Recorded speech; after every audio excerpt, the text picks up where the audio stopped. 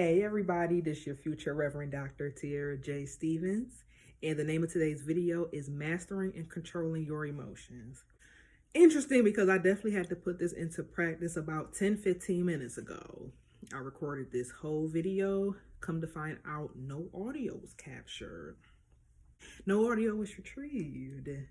So it's just me going like this the whole time.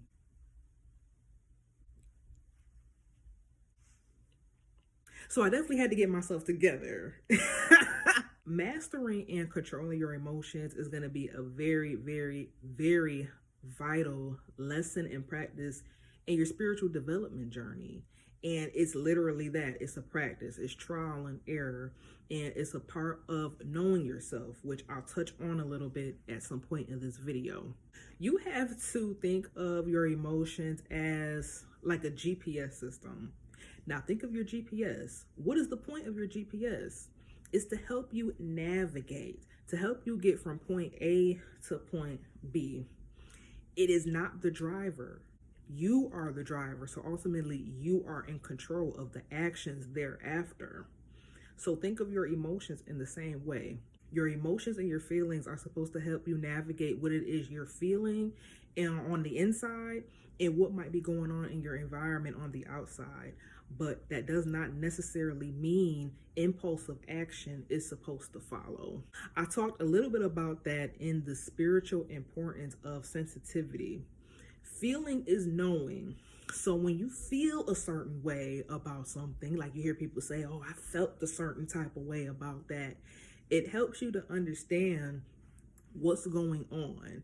Now, what you feel may be in response to something somebody said, something somebody did, the way somebody behaved, the way somebody else reacted to something that happened in your environment. It doesn't mean go off on impulse. Listen to what your feelings are telling you. Did that action or what somebody said make you feel sad? Did it make you mad? Did it make you feel like you wanted to do something or act? Doesn't mean do it, but now you know how you felt about what took place. Now, of course, there's going to be certain instances where your emotions make you feel a way where you do have to say something or you do have to act. But a lot of times we do have to practice just stopping and reflecting before responding or acting. Now, while I was thinking about some of the things I wanted to talk about in this video, I thought about the flood in the Bible where God wiped the earth clean with a flood. And that's what I think about when I think about somebody who goes off of impulse with their emotions. God destroyed the earth with this flood. And again, you think about the emotion and the rage that came with God destroying the earth. You probably have heard people say when they've seen somebody go off on somebody, for example, that, oh, they destroyed them. They demolished them. That's exactly what you're doing when you let your emotions get the best of you. And then ultimately you destroy and you demolish yourself as well. Now, this may not be physical, but it very well could be physical. You know, you go off on your emotions. You don't think before you act or speak. Unfortunately, people get hurt from stuff like that. So in a way, that was you destroying yourself. But you may destroy relationships with other people when it wasn't worth it. You may destroy future opportunities in your career when you don't take a minute to just stop, reflect before speaking and acting. I'm to a point where I could say that I've mostly mastered my emotions. So it's hard for me now to say that I'm an emotional or moody person. In a sense, I am, because I can still feel my mood shift very often, and it doesn't take much for my moods to shift. But I think I've gotten to a place now where I can control my emotions and master what needs to be responded to and what doesn't.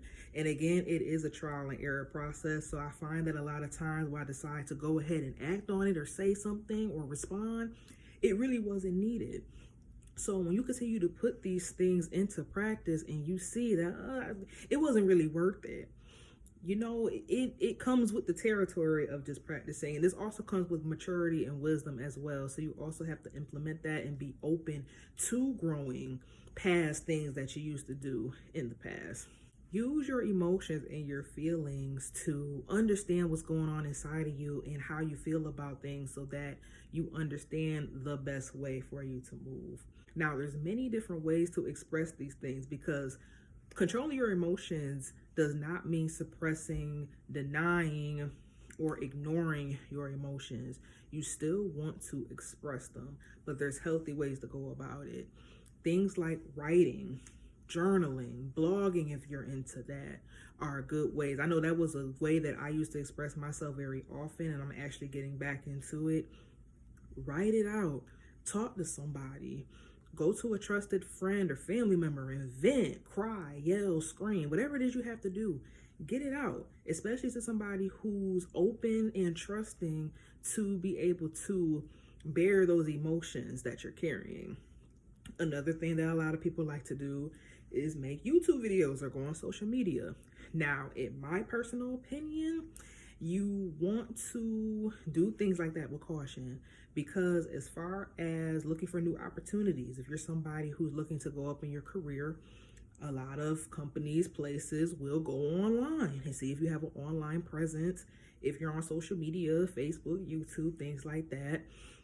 And if you're going on just ranting about different people, or especially in your career world, something your manager didn't do, and you're going off on them online, you could very well be putting certain opportunities at risk. So you have to use your best judgment to decide whether if that's a good, healthy way for you to express. But there's nothing, in my opinion, inherently wrong with it. It's up to you to use a discretion as to whether you want to use that sort of outlet. But people do it all the time. I think it's natural for us to want to be seen and heard and respected of our feelings and our emotions, but we do have to use them with caution and maturity. The trial and error of this is definitely for somebody who's in this practice of really figuring out what's worth responding to and acting on and what's not. So if you're typically a person who any little thing somebody says and you don't like, you immediately going off the handle and going off the hinge, and you cussing out and you doing all of that, maybe you should start considering, is it really worth your energy? Now, I know a lot of people have the energy and a lot of people have time for it. But when you're on your conscious development journey of getting out of certain habits that are not doing you any good or serving you, it's time to start practicing being somebody else and doing something else. So in this process, you may stop and think that maybe it's not worth responding to, so you don't respond. And then you may feel like, oh, well, maybe I still should have said something. Maybe next time, practice with saying something, but saying it in a different way, for example. Or if you decide, you know what, it's not worth saying anything at all, let it go and move on. Now, if that's not something you're used to, it's going to take time to feel okay about it, and that's okay.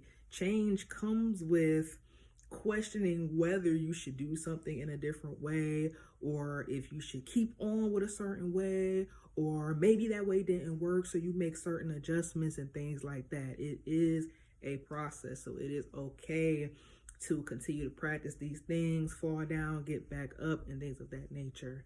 But controlling how you respond to your environment and people is going to be of importance, not only your self-development journey, but how you relate to your world and other people.